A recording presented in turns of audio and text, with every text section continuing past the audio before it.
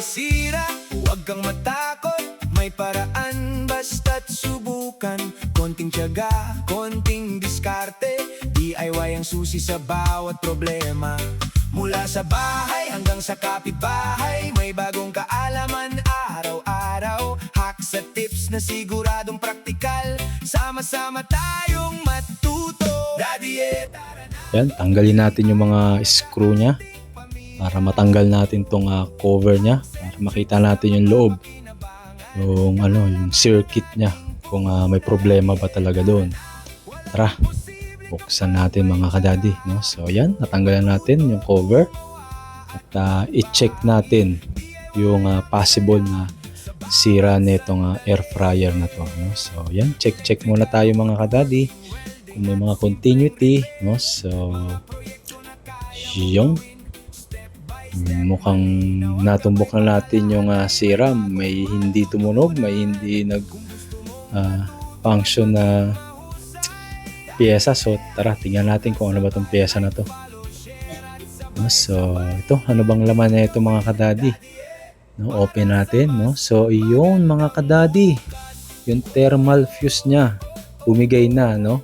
Ito yung safety features na ito mga heating mga appliances, yung init.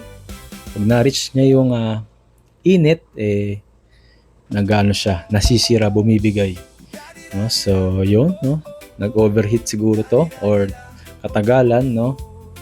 Kaya nasira na rin siya, no? So yan, kitang-kita naman, tetest natin, wala talaga siyang continuity mga kadadi, no? So palitan natin. So ayan, tanggalin muna natin to at nang makabili tayo sa tindahan, no? So yan yung itsura niya mga kadadi, no?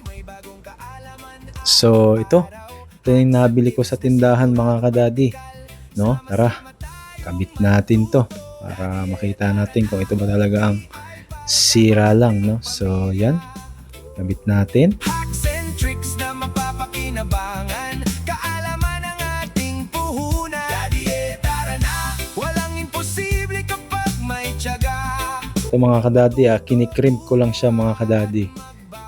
Kasi di pwedeng ihinang to. Kasi madalas pag inihinang, nasisira. Or dahil din sa sobrang init, no, nitong air fryer, baka magkaroon ng cold joints at mas mag-cause pa ulit ng sira, no? So yan, okay na mga kadadi, no? Testing natin kung ito lang ba yung sira, no? Bago natin takpan, make sure na gumagana na siya, no? So yan, testing muna natin kung yun lang, kung thermal fuse lang mga kadadi.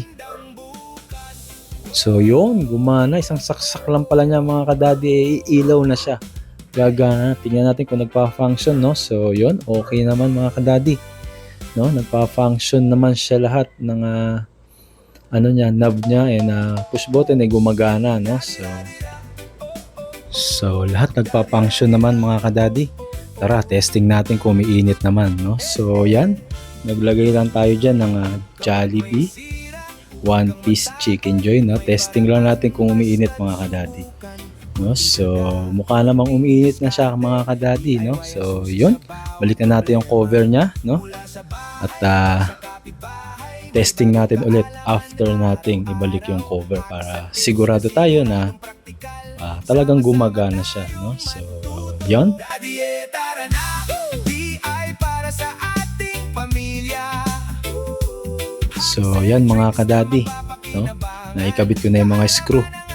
Testing natin ulit kung gumagana, no? Para sigurado tayo na yun lang talaga yung sira, no?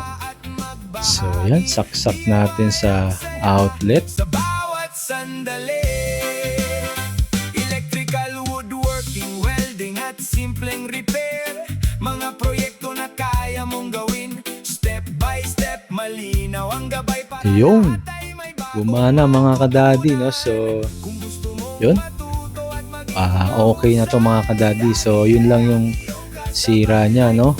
Yung thermal fuse. So yun mga kadadi, ganun lang. So pag may sira yung mga appliances nyo, baka thermal fuse lang din mga kadadi, lalo na yung mga umiinit.